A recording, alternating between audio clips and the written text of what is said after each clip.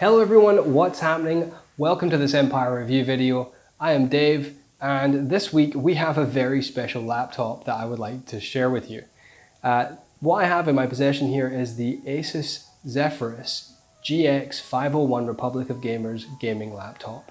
That is the flagship thin and light gaming laptop from ASUS. It has an Intel 7th generation Core i7 7700HQ, 16 gigs of DDR4 memory, 512 gigabytes of solid state storage, and of course, an NVIDIA GTX 1080 GTX with Max-Q technology underneath this thin and light gaming laptop body.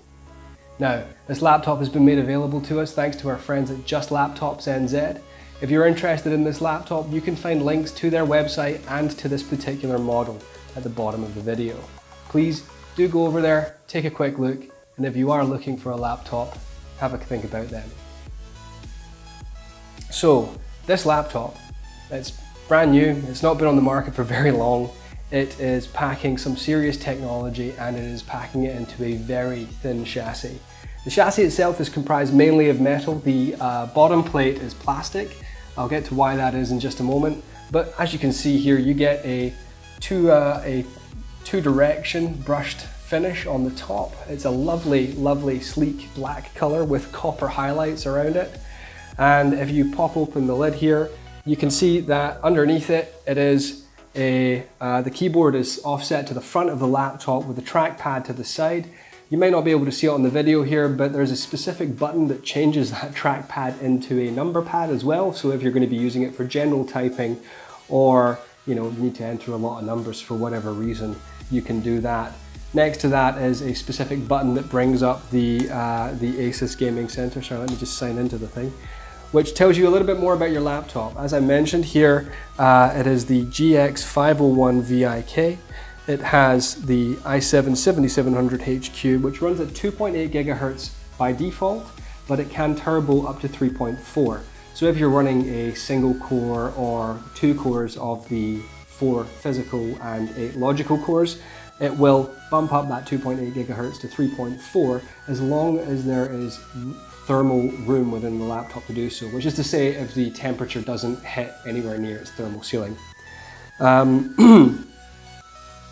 Also, you get 16 gigabytes of memory in there, which is DDR4, which is of course the latest standard as you'd expect. And that's all topped off with a lovely NVIDIA GTX 1080 in there.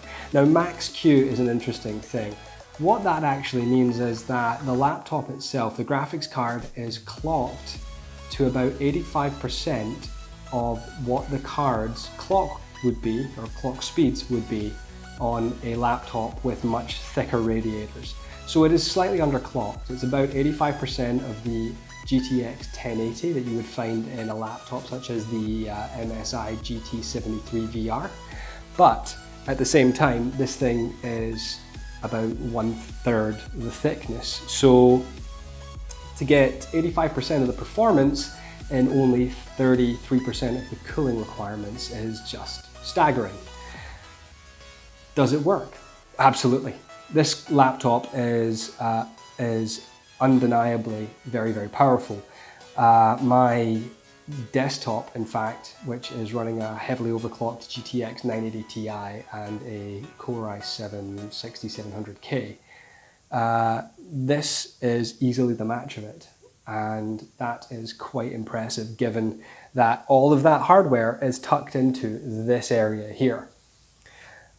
The other things that they include in this laptop to make it work really well within the constraints of a thin and light case.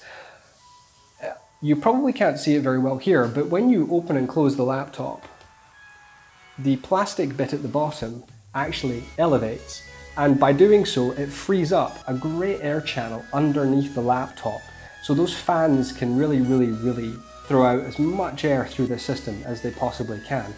It's a really well thought out little addition, and something that I think has been missing from other laptops of the thin and light gaming sort of category for quite some time now.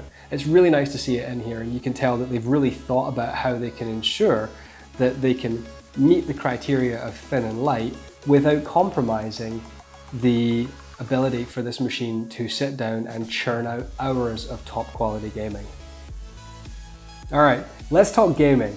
Now this laptop is obviously all about the gaming, and with a 120Hz panel and a 1080 underneath the hood, it's going to be doing it at ultra with maximum frame rates, or at least you'd hope so. So we ran it through a series of benchmarks to determine whether or not that was actually the case. We started off with 3D Mark. We put it through the Firestrike benchmark and it came back with a score of 13,640, which puts it in the top 20% of all results for any machine ever on that benchmark. That's really cool, and of course is very indicative that this is up to the task. We also gave it a stress test as well. So it runs through those graphics benchmarks time and time and time again, trying to see whether or not there is any instability in the system. And it came back with a 98.1% pass mark. Now, that's really, really good. And it also means that this laptop is absolutely capable of running fully under load for long periods of time to run your favorite games. In terms of actual games that we tested on it, we ran Forza Motorsport 7, where we averaged 90 frames per second. We ran The Division, which also averaged 90 frames per second. We also ran Rise of the Tomb Raider, which averaged 115 frames per second at 1080p on ultra settings. We ran Batman Arkham Knight, which came back at 85 frames per second at 1080p ultra with all of the additional NVIDIA settings turned on. This laptop is absolutely capable of running all of the day's games at the best settings that you could possibly imagine. In terms of day-to-day use, this laptop is absolutely top tier as well. 7th generation Core i7, 16 gigabytes of memory and 512 gigabytes of solid state storage means that any task, whether it be graphical or non-graphical, that you throw at it will simply be chewed up by the capability of this machine. It is fast, responsive, it boots up in about 2 seconds. Any application that you want to open is opened almost immediately. It really is a top tier experience. Alright, let's talk about heat and noise quite quickly on this one. So, in terms of temperatures, when under full load for an extended period of time, we found that the graphics card got to around 75 degrees Celsius, and the CPU, the Intel processor, did actually start to creep up into the 80s and 90s on single cores under extreme load. That is to say that it was an anomaly. So it was not the normal behavior. Normal behavior was firmly in the 70s for the majority of it, but if there was an application that only uses one core of the processor instead of all four, like you'd expect modern applications to do, then yes, that turbo clocking and 100% use for an extended duration does bump up that temperature. Noise-wise, this is it. This is as loud as this gets. It is not overpowering. There's no noise in the background from me, so all you can hear is my voice and the fans right now. If you've got a little bit of audio playing through the speakers of this machine, or a pair of headphones on if you're gaming, you won't notice it. And it won't disturb others in the room very much either. If you move more than 50 centimeters away from this, it's not even background noise. So absolutely top performance, especially considering the dimensions of this laptop. So if I was going to summarize this laptop right now, I would say this. This is an incredible laptop. For the dimensions and the hardware and the gaming prowess of it, it is undeniably in a class of its own. The other laptops that have this type of hardware and this type of capability are giant in comparison. And I do think that if you are looking for a high-end laptop that has very little in the way of compromise and is able to do all of your gaming and anything else that you would need from it and is still portable, then this is the one that you should be looking at. I'm going to give this one a 9 out of 10. It is an absolutely staggering laptop.